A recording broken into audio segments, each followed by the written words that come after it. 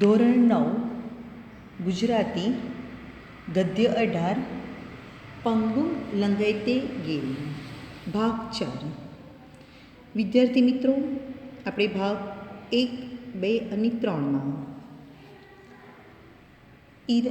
અરુણિમા વિશે જોઈ ગયા. એના રેલવે અકસ્માત વિશે, પર્વતારોહણની તાલીમ વિશે અને એવરેસ્ટ પર પહોંચી ત્યાં સુધીની આપણે સમજૂતી મેળવી. હવે આગળ આપણે એવરેસ્ટ સફરની વાત અને એક બીજી યુવતી ઈરા સિંઘલ વિશેની માહિતી સમજીશું. કહેવત છે કે હિંમતે મરદા તો મદદી ખુદા. જો આપણે હિંમતપૂર્વક કોઈ કામ શરૂ કરીએ ને તો ખુદા ઈશ્વર પણ આપણી મદદ કરે. આપણે જોયું કે અરુણિમા પાસે ઓક્સિજન પૂરો થઈ જાય છે અને એ જ સમયે પેલા બ્રિટિશ યુવક આવે છે અને અરુણિમાને એક ઓક્સિજનની બોટલ આપે છે. આ શું સંકેત છે? ઈશ્વરનો સંકેત છે ને. ઈશ્વરીય દુનિયાના નિયમો જુદા હોય છે. ઈશ્વર કંઈ દરેક સમયે, દરેક સ્થળે, દરેક વ્યક્તિની પાસે નથી પહોંચી શકતો, પણ આવા કોઈકને કોઈક વ્યક્તિને મોકલીને એ આપણી મદદ કરતો હોય છે. તો તે જ સમયે એક બ્રિટિશ પર્વતારોહક ચડતો હતો. તેની પાસે ઓક્સિજનના 2 બોટલ હતા. તેણે એક બાટલો અરુણિમા તરફ ફેંક્યો અને શેરપા લક્કી લક્કીની બૂમો પાડતો તે લઈ આવ્યો. જોયું ને કે શેરપાને પણ લક્કી લક્કી બૂમો પાડવાની જરૂર પાડી, કારણ કે એને પણ ખબર હતી કે આટલી ઊંચાઈ પર કોણ એને એક બોટલ ઓક્સિજનનું આપવાનું હતું. અરુણિમા લકી હતી કે એ બ્રિટિશ પર્વતારોહકે એને ઓક્સિજનની બોટલ આપી અને અરુણિમાને 8,848 ફૂટની ઊંચાઈ પર નવજીવન મળ્યું. વિચારો કે ઓક્સિજન ના મળ્યું હોત તો કદાચ અરુણિમા પાછી ના પણ આવે. આ નવજીવન મળી ગયું. ખરેખર ભાગ્ય એને જ સાથ આપે છે જે પુરુષાર્થ કરે છે, હાર માનતા નથી અને લોખંડી મનોબળથી પરિસ્થિતિ સામે ઝઝૂમે છે. એટલે કહે છે કે ભાગ્ય, ઈશ્વર, કિસ્મત એને જ સાથ આપે છે જે પરિશ્રમ કરે છે. આપણે કશું જ ના કરીએ અને બેસી રહીએ તો કંઈક જમવાનું મળી જાય? બહાર જવું પડે, કામ કરવું પડે, એવું કંઈ પણ. પર એવી રીતે પરીક્ષામાં પણ આખું વર્ષ ચોપડા લઈને બેસી જાય તો પરીક્ષામાં સફળતા મળે ના. મમ્મી પણ બધું રસોડામાં જઈને બેસી જાય તો શું એ કામ કર્યા વગર તમને જમવાનું મળે? ના. કંઈ પણ મેળવવા માટે કામ, પરિશ્રમ કરવો પડે છે. હવે અરુણિમા પરત ફરવા માંડી. આપણે જોયું એવરેસ્ટની ઊંચાઈ પર ખુશ હતી, એણે એના ફોટા પડાવ્યા, વિડીયો ઉતારાવ્યો. હવે નીચે જઈ રહી છે. ત્યાં જ એનો કૃત્રિમ પગ નીકળી ગયો. તે ઘસડાતી ઘસડાતી ઉતરતી હતી. આ પગ નીકળી જાય, હવે એને ચાલવું કેવી રીતે? હવે એને શરીરથી ઘસડાતું ઘસડાતું, તમે લસરપટ્ટી પર બેસો છો ને એવી રીતે ઘસડાતું ઘસડાતું એણે નીચે ઉતરવું પડ્યું. કેમ્પ 4ની સમિટ 3500 ફૂટના અંતરે છે. જે અંતર કાપતા બીજાને 16થી 17 કલાક થાય, તે માટે અરુણિમાને 24 કલાક થયા. કારણ કે હવે એના કૃત્રિમ પગથી નથી ચલાતું નહોતું, એટલે ઘસડાતા ઘસડાતા હાથની મદદ લઈને અરુણિમા નીચે ઉતરતી હતી. હાથની મદદ લેવાના કારણે એના હાથમાંથી લોહી નીકળવાનું શરૂ થયું. પડતી, ઉઠતી, રડતી, ઝઝૂમતી તે નીચે આવી. એ જ્યારે નીચે આવે છે ને ત્યારે એની સાથેના જે બધા પર્વતારોહકો હોય છે તે બધા જ, અને જેની રાહ જોતા હોય છે એ બધા અરુણિમાની સલામત જોઈને ખુશ થઈ ગયા અને એને અભિનંદન આપ્યા. કારણ કે આટલો બધો સમય પસાર થઈ ગયો હતો, એના સાથીદારો આવી ગયા હતા અને અરુણિમા નહોતી આવી, એટલે લોકોના મનમાં થોડી આશંકાઓ પણ ઊભી થઈ હતી.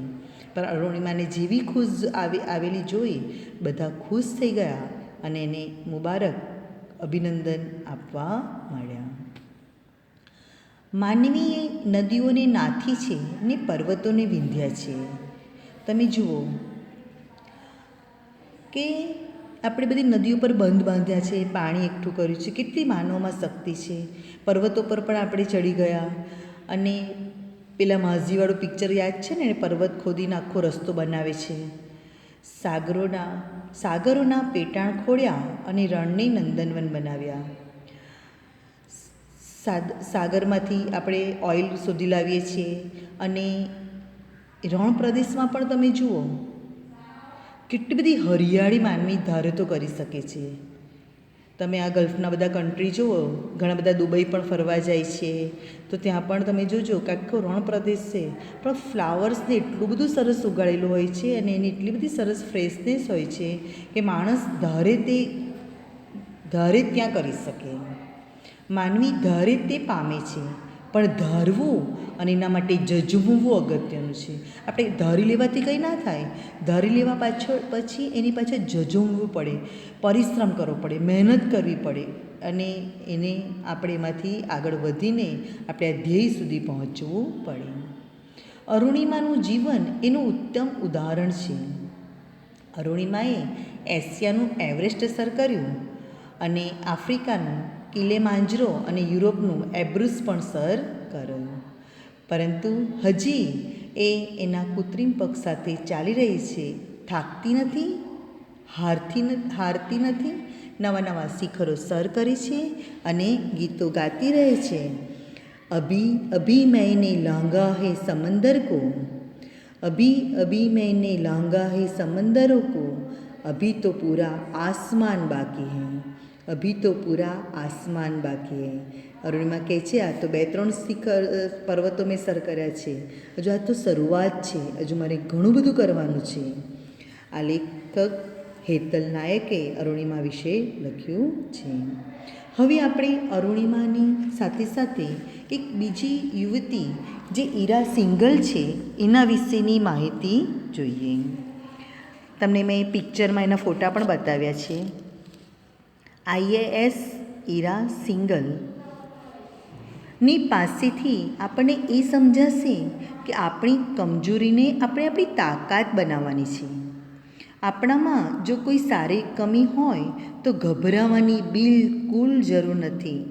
વાંચતા રહો, લક્ષ્ય સુધી પહોંચવા મહેનત કરો અને દુનિયાને આપણા કામનો પરિચય કરાવો.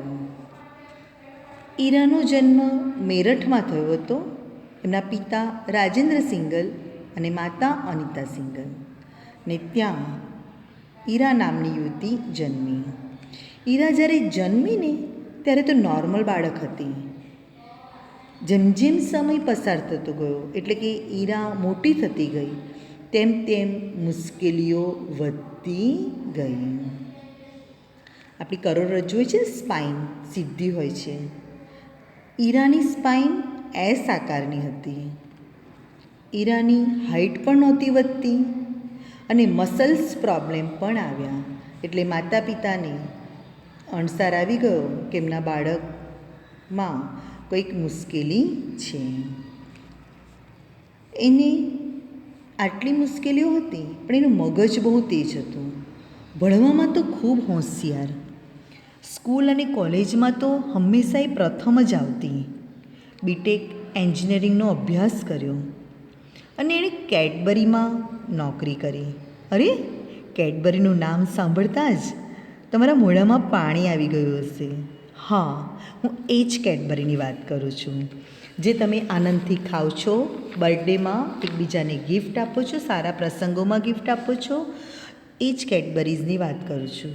અને ઈરાએ કેડબરીઝની નોકરી દરમિયાન ઘણા બધા દેશોમાં એ ગઈ અને ખૂબ પૈસા કમાયા. પણ ઈરાને ખાલી પૈસા જ નહોતા કમાવા, એને કંઈક જુદું કરવું હતું. એને સમાજ માટે કંઈક કરવું હતું અને ઈરાએ બીજાને કંઈક મદદરૂપ થવું હતું. ઈરા જ્યારે નાની હતી ને ત્યારે પણ આવા સ્વભાવની હતી, બીજાને મદદરૂપ થતી હંમેશા. તેણે 2010માં UPSCની પરીક્ષા પાસ કરી. UPSCની પરીક્ષામાંથી સરકારી ઊંચી ઊંચી નોકરીઓ મળતી હોય છે, એ તમને હું વિડીયોમાં શેર કરીશ. એણે 3 વાર IRS તરીકે પણ એ સિલેક્ટ કરવામાં આવી. 4થી વાર જ્યારે યુપીએસસીની એક્ઝામ આપી ત્યારે એનો ફર્સ્ટ રેન્ક આવ્યો, આઈએએસ, અને આમ એને આઈએએસમાં ઓફિસર બની ગઈ. લાખો રૂપિયાની કેડબરીની નોકરી છોડીને તેણે આઈએએસની નોકરી સ્વીકારી. હવે વિદ્યાર્થી મિત્રો, આપણે એમાંથી શું યાદ રાખીશું? તો આપણે પોતાને શું કરવું છે તે પહેલાંથી જાણી લેવાનું, એના પર કામ કરવાનું. એવા પ્લાન નહીં બનાવવાના કે જે આપણે કરી જ ના શકીએ. હવાઈ કિલ્લાઓ તો ક્યારેય નહીં બનાવવાના. બીજાની વાતોમાં આવી નહીં જવાનું. પોતાના વિશે વિચારવાનું, પોતાનું ધ્યેય નક્કી કરવાનું. અને પેલું કહે છે ને, ઉઠો, જાગો અને ધ્યેય પ્રાપ્તિ માટે મંડી પડો. જ્યાં સુધી આપણે જે ઈચ્છ્યું હોય છે તે પૂરું ના થાય ત્યાં સુધી આપણે એને વળગી રહેવાનું છે. બીજી એક વાત મારે તમને કહેવી છે કે જ્યારે કોઈક તમારી સામે ખામીવાળી વ્યક્તિ આવી જાય અને એના વિશે આપણે કંઈક વાત કરતા હોય તો આપણે એ લંગડો છે, બહેરી છે, અપંગ છે, આંધળો છે એવા શબ્દનો ઉપયોગ ક્યારેય ન કરવો. આપણે તો નોર્મલ વાતમાં એવા શબ્દનો ઉપયોગ કરી રહીએ, પણ સાંભળનારને એ ખૂબ જ સાંભળીને દુઃખ થાય છે. આવા શારીરિક મુશ્કેલીવાળા લોકો આપણી સામે આવે ને તો આપણે એમને સારી રીતે ટેકલ કરવાના. અને આમ પણ તમે જુઓ, એ લોકો શારીરિક મુશ્કેલીઓથી ખૂબ જ પીડાતા હોય છે, એની સામે ખૂબ જ ઝઝૂમતા હોય છે. સમાજની સામે, ઘરમાં એમને ઘણી બધી મુશ્કેલીઓનો સામનો કરવો પડતો હોય છે.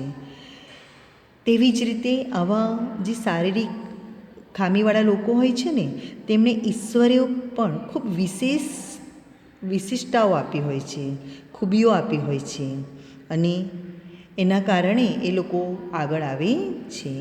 આપણે એમને સાથ અને સહકાર આપવો જોઈએ. હવે આ પાઠ આપણે અહીંયા પૂર્ણ કરીએ છીએ. અરુણિમા અને ઈરા સિંઘલ, આ બે યુવતી વિશેની માહિતી તો મેં તમને આપી. તમે હવે ત્રીજી એક વ્યક્તિની માહિતી નેટમાંથી, મેગેઝિનમાંથી ભેગી કરજો અને નોટબુકમાં લખવાની રહેશે. હવે આ પાઠનો વિડીયો બરાબર જોજો અને આવતા વિડીયોમાં આપણે પ્રશ્નોત્તરી લઈશું. અસ્તુ.